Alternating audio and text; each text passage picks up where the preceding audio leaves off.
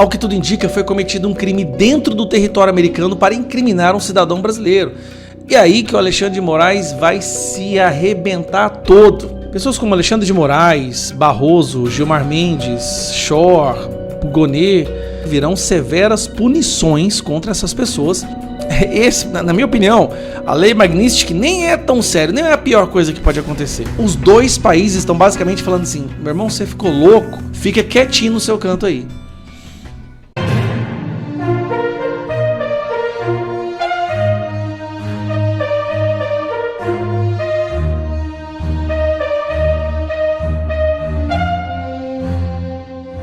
E deputado do PL assume presidência da Câmara esta semana e tudo pode acontecer. É isso mesmo. O presidente da Câmara, Hugo Mota, viajou para o Japão neste final de semana. Com a sua ausência do país, assume a presidência da Câmara o deputado Altineu Cortes, que é ligadíssimo ao ex-presidente Jair Bolsonaro. Com a Câmara nas mãos de Cortes, cresce o rumor de que ele poderá dar andamento ao projeto que anistia os manifestantes do 8 de janeiro. Questionado sobre isso, ele disse o seguinte: tudo pode acontecer. Interpol e Estados Unidos negam ordem de Moraes contra Alan dos Santos. Ministro pediu a emissão de um alerta mundial contra o jornalista. É isso mesmo. A Interpol e o Departamento de Estado dos Estados Unidos afirmaram que as evidências de crimes reunidas pelo ministro Alexandre de Moraes do Supremo Tribunal Federal contra o jornalista Alan dos Santos são insuficientes. Por esse motivo, o pedido de extradição não foi atendido e o nome de Alan dos Santos não foi incluído na lista de foragidos internacionais. Além disso, todos os dados do jornalista registrados no sistema da Interpol foram excluídos, como noticiado pela Oeste. Alvo de investigações conduzidas por Moraes no Brasil, o jornalista se mudou para os Estados Unidos em meados de 2020. Pouco mais de um ano depois, em outubro de 2021, o ministro decretou a prisão preventiva e ordenou a abertura de um processo para extraditá-lo. A PF afirma que Alan publicava conteúdos com o objetivo de atacar integrantes de instituições públicas, desacreditar o processo eleitoral brasileiro, reforçar discurso de polarização, gerar animosidade dentro da própria sociedade brasileira, promovendo o descrédito dos poderes da República, além de outros crimes. Nós chegamos a um nível tão alarmante de perseguição, de desrespeito à Constituição, que essas pessoas que estão fazendo isso no Brasil terão suas vidas destruídas. Isso é uma questão de lógica. Pessoas como Alexandre de Moraes, Barroso, Gilmar Mendes, Schor, Pugonet, eles avançaram tanto, eles desrespeitaram tanto direitos fundamentais, direitos humanos, direitos de defesa, Constituição, liberdade de expressão, que o mundo inteiro agora está acordando, está vendo o que está acontecendo no Brasil. Não é só os Estados Unidos. Obviamente, a gente já percebe pelas notícias que estão saindo que virão severas punições contra essas pessoas pelos Estados Unidos. A lei Magnitsky, por exemplo, a pessoa não pode ter um cartão de crédito, não pode ter conta no banco, ela não pode ter uma conta no Netflix, ela não pode viajar para os Estados Unidos e várias outras sanções que essas pessoas vão receber. Isso aí a gente já sabe. Tem também o caso do Felipe Martins, que, ao que tudo indica, foi cometido um crime dentro do território americano para incriminar um cidadão brasileiro. E aí que o Alexandre de Moraes vai se arrebentar todo. Na minha opinião, a lei Magnitsky nem é tão sério, nem é a pior coisa que pode acontecer. É o que ele fez para incriminar Felipe Martins. Mas aí tem aquela tentativa dele, de prender 2 jornalistas, Alan dos Santos e Oswaldo Eustáquio. Sem falar Rodrigo Constantino, Paulo Figueiredo e vários outros. Vários jornalistas do Brasil que já tiveram que fugir daqui. Mas ele pediu a prisão dessas 2 pessoas. Inclusive tentou incluir o nome do Alan dos Santos na Interpol. A Interpol recusou, soltou uma nota dizendo que não vai colocar Alan dos Santos em lista vermelha, ele não é um criminoso, só na cabeça alucinada do Alexandre de Moraes. Como se isso não fosse o bastante, teve mais essa decisão que saiu essa semana. Estados Unidos negam extradição de Alan dos Santos por crime de opinião e tem reunião tensa com o Brasil. Reunião tensa com o Brasil. Sabe por que a reunião foi tensa?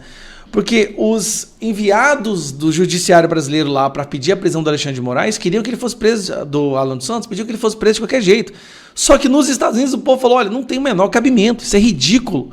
Vocês querem que a gente prenda essa pessoa por causa das opiniões e das falas dele, criticando enquanto jornalista? Não! E aí a situação ficou um tanto quanto tensa. Aí o Brasil agora quer inventar que o Alan dos Santos fez lavagem de dinheiro. Sabe como é que funciona essa tal da lavagem do dinheiro? É as monetizações das redes sociais. E vocês se lembram daquela narrativa absurda de que o governo Bolsonaro dava dinheiro para o Alan dos Santos e quando foram calcular quanto que era o dinheiro, era R$18 que aparecia através dos anúncios do YouTube. Isso, anúncios que todo mundo recebe. Quando você entra no canal do YouTube, você vê anúncios que não é o governo que decide onde vai, é o próprio Google AdSense fazendo uma leitura comportamental dos usuários. Bom, negou. Aí, como se isso não fosse bastante, teve essa daqui, ó. Espanha nega pedido do STF para extraditar Oswaldo Eustáquio. Justiça espanhola entendeu que atos atribuídos aos jornalistas são protegidos pelo direito à liberdade de expressão. Olha que vergonha. Alexandre de Moraes pediu a prisão de 2 pessoas, certo? Em que estão em 2 países diferentes. Um na Europa, um na América, nos Estados Unidos. Os 2 países estão basicamente falando assim, meu irmão, você ficou louco? Você quer prender essas pessoas? Você quer extraditar essas pessoas por crime de opinião? É isso que virou o Brasil? A resposta é não. É um sonoro não. Então, é uma vergonha para o Alexandre de Moraes achar que a forma como ele é celebrado pela imprensa militante, pela esquerda militante e judiciário militante aqui, ele seria celebrado fora do Brasil, mas não. O fim dessas pessoas será muito triste. Eles avançaram muito, muito além de qualquer nível de razoabilidade. Eles foram muito além. Uma pessoa morreu presa, que a própria PGR tinha pedido para que ela fosse liberada. 6 anos de um inquérito ilegal para tentar perseguir aqueles que falam contra os atos ilegais do Alexandre de Moraes. 6 anos. Busca apreensão na casa de uma família porque ele alega que essa família foi rude ou agrediu no aeroporto de Roma, mas a filmagem do aeroporto nunca veio à tona. Nunca. Fabricação de um documento falso em território americano para incriminar uma pessoa que ele queria prender de qualquer jeito, para extrair dela uma delação. Tortura, coação, intimidação do Mauro Cid para que ele falasse exatamente o que eles gostariam de ouvir. E por aí vai. Não para. Busca apreensão na casa de vários deputados, na minha inclusive, só para saber o que a gente falava com o nosso celular, ou o que a gente falava uns com os outros. Inventando crimes absurdos. E tudo isso acontecendo, liberando as multas das empresas de corrupção, liberando o traficante, liberando rachadinha. Confessa. Uma pessoa que comete rachadinha, confessa que comete rachadinha. E todos os outros criminosos de verdade estão sendo soltos. O André do Rap está recebendo os bens que ele comprou com dinheiro do tráfico. Ele está recebendo de volta. Enquanto uma mulher condenada a 14 anos foi condenada a pagar 30 milhões de reais porque ela escreveu perdeu o mané em uma estátua. E aí quando a gente tenta empurrar, avançar em alguma lei para diminuir esse dragão histérico que virou o STF, para botar limites, eles ligam para senadores e deputados ameaçando. Literalmente ameaçando.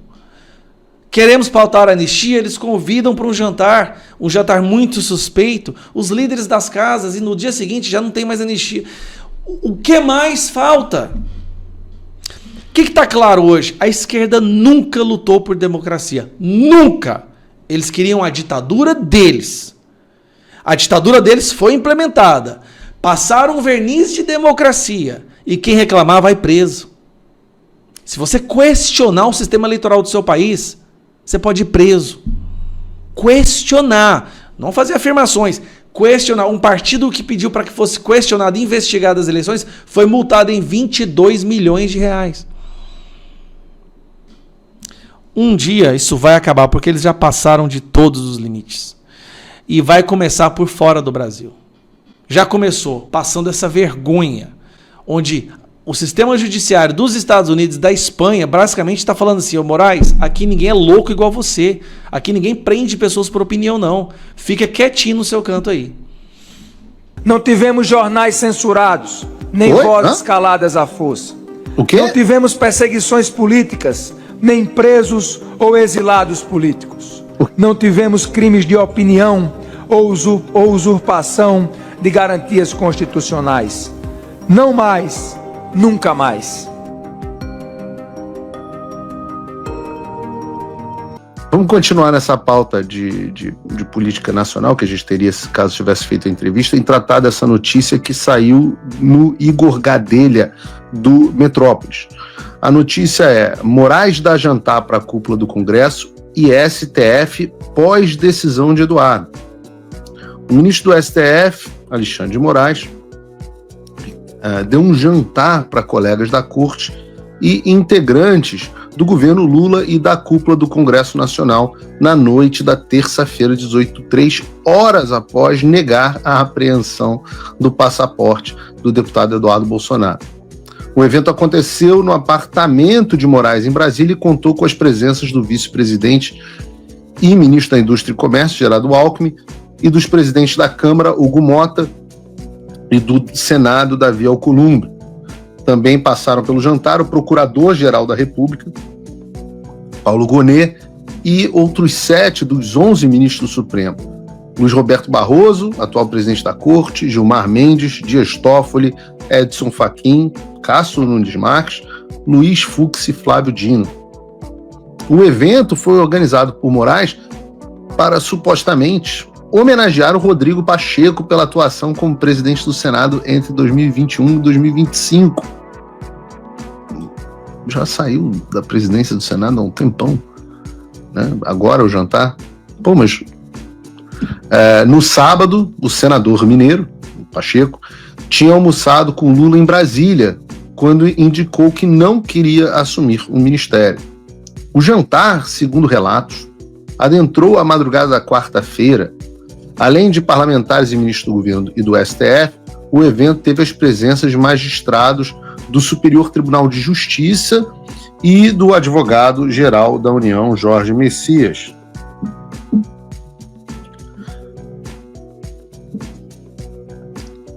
Segundo relatos, a decisão de Eduardo de se licenciar da Câmara e ficar nos Estados Unidos foi mencionada em algumas rodas de conversa. Um dos presentes chegou a se referir ao filho 03 de Jair Bolsonaro como bananinha, provocando risadas de alguns presentes. Eu trouxe esse jantar aqui para vocês porque ele é precisamente a razão pela qual nós temos um establishment, essa é a definição do establishment. No mesmo jantar, na casa de um ministro do Supremo Tribunal Federal, estavam Geraldo Alckmin, Hugo Mota, Davi Alcolumbre, Paulo Gonet, Barroso, Gilmar Mendes, Toffoli, Fachin, Nunes Marques, né? Fux, Flávio Dino, Rodrigo Pacheco, Jorge Messias. É uma reunião da Corte das Corujas do Batman, né? E o que leva pessoas em cargos tão diferentes a estarem no mesmo lugar discutindo o mesmo assunto, que numa situação comum nem seria pertinente para a maioria deles. Eu trago atenção porque estas pessoas, estes indivíduos, essas figuras, quase todas elas, não necessariamente todas, mas este grupo, essa liga do mal, essas foram as pessoas que deram o golpe de 2022 do establishment contra a vontade popular. Foi a união desses diferentes grupos que levou o Lula à presidência a despeito do movimento político majoritário no Brasil e que calou a boca de qualquer dissidência. E uns agiram por convicção, outros por conveniência e outros por intimidação. Eu não tenho a menor dúvida de que o Nunes Marques, por exemplo, está lá por intimidação. Eu não tenho a menor dúvida, não é por interesse, é por intimidação. E quantas dessas pessoas não estão lá porque tem o rabo preso, porque tem medo? Essa reunião é um misto de todas. A gente vai ver isso, inclusive, no caso aqui do Mota. Essa é a definição perfeita das pessoas que fazem parte do que se chama de establishment, né? Aqueles que estão estabelecidos no poder. E são exatamente essas pessoas que nós precisamos derrotar. Como que nós precisamos derrotar essas pessoas? Como que nós precisamos derrotar o establishment? Ora, através da cooptação, do convencimento e também da intimidação para que a gente possa restabelecer a liberdade no Brasil. Fala pessoal, tá gostando desse vídeo? Não esqueça de deixar o seu like e se inscrever no canal Olavo Edu Carvalho para receber notícias quentíssimas todos os dias. Isso ajuda demais o nosso trabalho e o YouTube irá recomendar para mais pessoas. São os 3 instrumentos que eles utilizaram para cooptar parte desse establishment que nós temos também que usar. E vejam quais foram as consequências desse jantar. Vejam, por exemplo, o Hugo Mota, que estava falando de anistia e agora está falando que não existe perseguição política no Brasil. O próprio Hugo Mota, que não existe jornalista censurado, que está tudo em contos de fadas. A prova cabal está nesses 2 vídeos que nós vamos assistir agora. Esse primeiro do Hugo Mota antes do jantar, na casa do Alexandre, e depois a gente vai ver depois. Coloca o vídeo do antes aí, Brunão. Pessoal, sobre o 8 de janeiro, anistia às pessoas do 8 de janeiro. Olha, primeiro o que aconteceu não pode ser admitido que aconteça novamente. Foi uma agressão às instituições, uma agressão inimaginável. Acho que ninguém imaginava que aquilo pudesse acontecer. Agora, querer dizer que foi um golpe tem que ter um líder, golpe tem que ter uma pessoa estimulando, tem que ter apoio de outras instituições interessadas, como as Forças Armadas. Não teve isso. Ali foram vândalos, baderneiros, que queriam, com inconformidade com o resultado da eleição, demonstrar a sua revolta, achando que aquilo ali poderia resolver, talvez, o não prosseguimento do mandato do presidente Lula. E o Brasil foi muito feliz na resposta. Você não admite que foi uma tentativa de golpe? As instituições, elas se posicionaram de maneira muito firme. O Congresso estava funcionando na outra semana, o Supremo estava aberto, o Palácio do Planalto da mesma forma. Então, a resposta ela foi dada. Da mesma forma, você não pode, por exemplo, penalizar uma senhora que passou na frente lá do Palácio, não fez nada, não jogou uma pedra, receber 17 anos de pena para regime fechado. Há um certo desequilíbrio nisso. Então, a anistia alcançaria essas pessoas. Então nós temos que punir as pessoas que foram lá, que quebraram, que depredaram. Essas pessoas sim precisam e devem ser punidas para que isso não aconteça novamente. Mas entendo também que não dá para exagerar no sentido das penalidades com quem não cometeu atos de tanta gravidade. Muitas sensatez, né? Uma posição bastante sensata. Só que aí veio um jantar. E no jantar tem aquele puxão de orelha, né? Aquele calafrio. E a gente tem que lembrar, e a gente vai entender que muitos desses caras têm rabo preso. Né? E aí, nós temos o vídeo dele depois do jantar, Bruno? 40 anos, não vivemos mais as mazelas do período em que o Brasil não era democrático.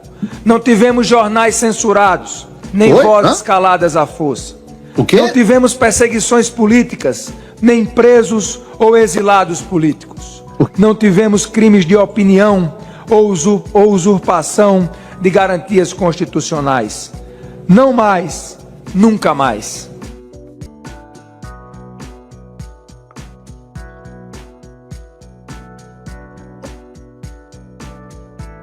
O quê? Nos últimos 40 anos não vivemos mais as mazelas do período em que o Brasil não era democrático? Não teve jornais censurados? Tipo Terça Livre, tipo Jovem Pan, vozes caladas à força, tipo Alan dos Santos, Monarque, Paulo Figueiredo, Guilherme Fiuza, Rodrigo Constantino, Ludmilla, Lins Grilo, Daniel Silveira. Não tivemos perseguições políticas, não tivemos presos políticos. Quantos presos políticos o Brasil tem hoje? Eu acho que nós nunca na história do Brasil tivemos tantos presos políticos ao mesmo tempo. Simultaneamente, eu acho que nós nunca tivemos tantos na história.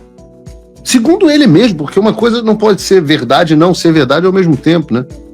Se na semana passada ele estava dizendo, 11h59, ele estava dizendo que as pessoas, que os julgamentos tinham sido exagerados, então essas pessoas, portanto, eram presos políticos.